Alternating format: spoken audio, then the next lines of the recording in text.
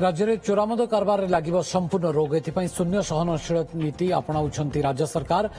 चोरामद कारबार रोकने को कठोर पदक्षेप नियाजिबोली अबकारी मंत्री पृथ्वीराज हरिचंदन। मंत्री कहते अबकारी नीति में किसी संस्कार आने विचार विमर्श चली। ड्रग्स कारबार रोकने को एनसीबी और अबकारी विभाग मिलित भाव में काम करेंगे। ओडिशा रे जो जगह सबू चोरा मदर कारबार होउची से विदेशी हो कि देशी मद हो जोठी भी चोरा मद कारबार होउची चोरा डिस्टिलरी रो ऑपरेशन होउची सेगुडी को कठोर हस्तरे दमन करा जिवो एवं संपूर्ण रूपे बंद करा जिया पई पूरा डिपार्टमेंट तापई जहा आवश्यकता अछि से पदक्षेप नबा को जाउची एवं एक्साइज नियम एवं विभिन्न कथा को नेकी किछि रेडिकल चेंजेस पूरा करिवा पई डिपार्टमेंट तरफ भी ब्रेनस्टॉर्मिंग चली।